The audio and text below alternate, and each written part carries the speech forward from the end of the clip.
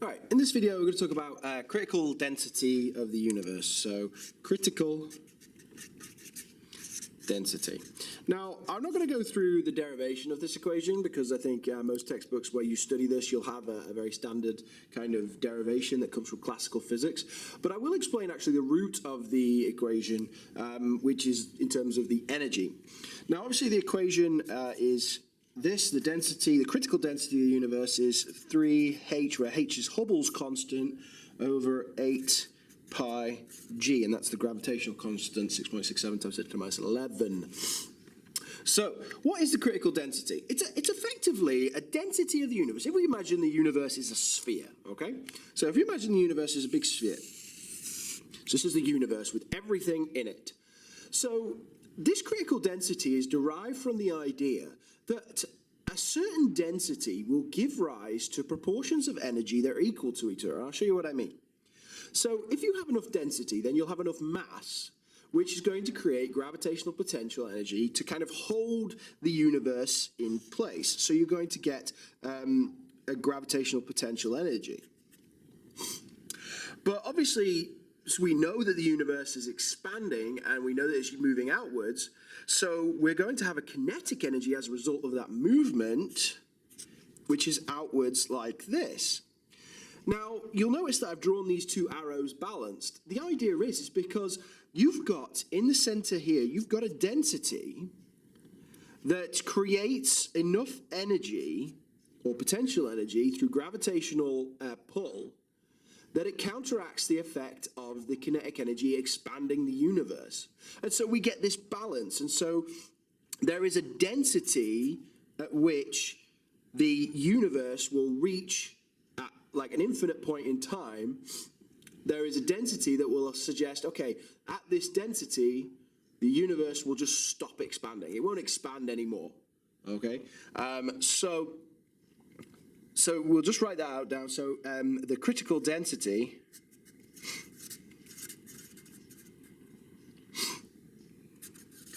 is the density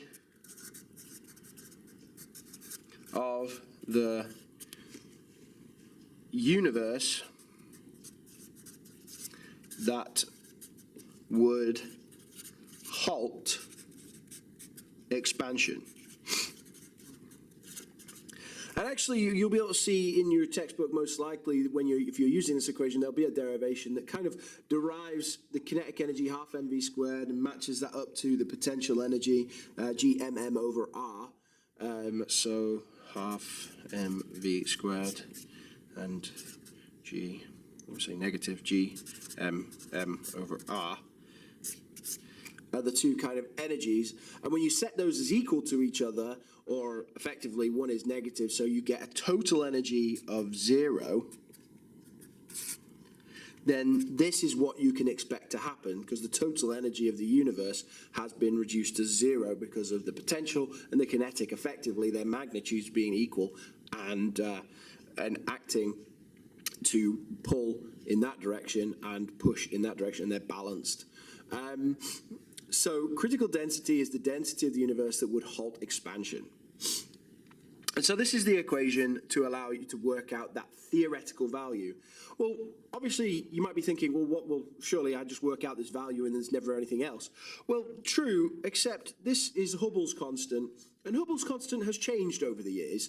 At the moment, I think it's sat at around 70 kilometers per second per megaparsec. But that could be subject to change when we observe more and more things. I think, to be honest, from our observations of the universe, I think this is probably as close as we're going to get to it, but it has varied over the years, and you can look up how historically Hubble's constant has changed, and hence how the critical density would have changed as a result of that. So why is it important to know this? Well, it's important to know this because if you know the critical density of the universe, it gives you an idea of how the universe might act. Because if we were able to determine that value and then measure it in real life, so if we're able to measure the density of the universe, then we can compare it to this value and then come to an overall fate of the universe. So I'll just write that down. So comparing the critical density to the measured density of the universe gives us an understanding of what our universe's fate is. So the idea is that we compare this value to what we could measure in reality and go, okay, if it's bigger than this or smaller than this or the same size as this, there are a couple of options that might kind of give us an indication as to where our universe is going to go. And let's talk about those now.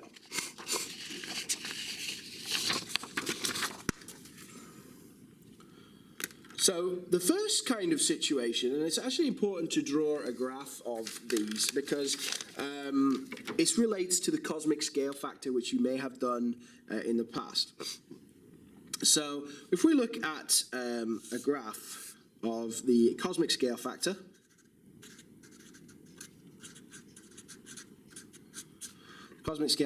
and time. Okay, so we'll call this now. Okay, and obviously the size of the universe, this cosmic scale factor is 1 because the size of the universe is 1 times the size that it actually is right now. And so as time goes on, it might be 2 times the size, 3 times the size, 4 times the size, 5 times the size, etc., etc.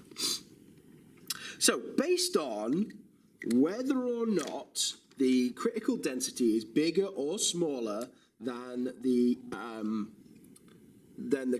actual density of the universe, depends on what we might expect the sizing of the universe to do. So, first things first, what if, so let's draw this idea based on what I drew before. What if the potential energy was greater than the kinetic energy? Well, what would that mean for the density? Well, that means you've got more mass in here than expected, and so you're going to create a higher density, and so you're going to have more gravitational pull to pull it back in. So what's the overall kind of perspective of this? So we're saying that the actual density of the universe is greater than the critical density.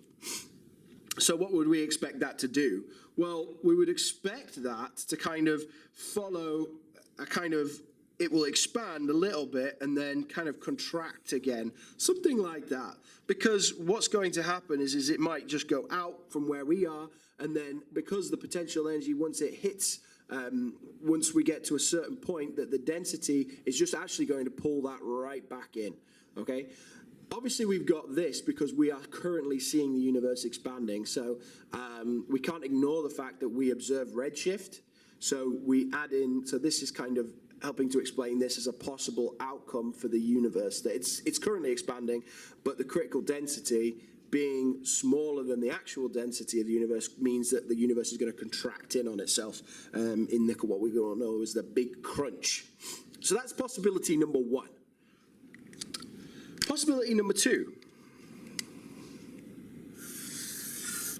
where the kinetic energy in this situation is greater than the potential energy. And obviously that means that there is less density here because we've got less gravitational pull. So that means that the critical density is less than the critical density.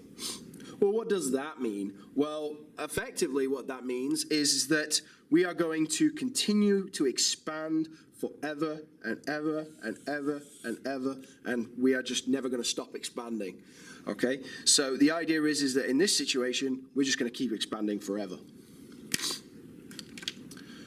So what's the third option? The third option is the possibility that, I guess, we have equal and opposite.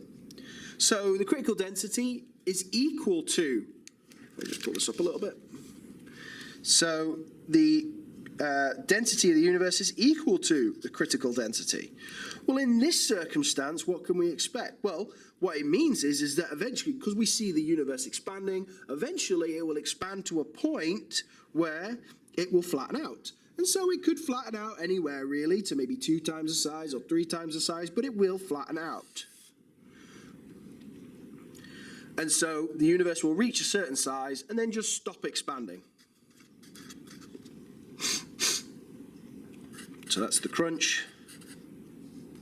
Expands forever. So these are the kind of ideas that you've got here that can permeate. But there is one more. And I think that it's not necessarily based on the fact that it's not necessarily based on the critical density of the universe, because there is another factor to come in here. And that is the accelerating nature of the universe. So instead of just expanding linearly forever because it's moving at a constant speed, well, what we actually observe is that we are seeing things accelerate, because the further they are away, the faster they're moving. Well, that is a really scary idea, because what we're saying here is that the universe is accelerating in its size. Well, the problem with this observation, and obviously this has to be a consideration, because the accelerating nature of the universe has to be explained, because where is that extra energy coming from? Because in order to cause something to accelerate, you have to put energy in. You have to do work to create a force. So you know that from classical physics, because work done is equal to force times a distance. And so in order to get an acceleration, we need a resultant force, and in order to get that resultant force, we need an energy. So that energy has to come from somewhere. And so how do we explain this observation? Well, we explain it in the form of dark energy. And it's this dark energy that is causing the universe to expand and accelerate at an increasing rate. So it's used to explain it. Obviously, the idea of dark energy is we cannot measure it directly. We can't see this energy, but we know it must be there because we're observing this acceleration. So even though we've got these possible outcomes of the universe, what we are observing is an acceleration. And that acceleration has to be explained in the terms of dark energy. So this unknown energy that we have no understanding of at the moment, which effectively causes the universe to be speeding up as it gets further and further and further away. So there are a lot of conjecture about this idea, but this is the whole principle behind critical density. Now, in the next video, we'll talk about dark matter and how dark matter fits into this model a little bit, and we'll have a look at that. But for now, this is good for critical density and explaining kind of the theory behind where these ideas come from with relation to critical density.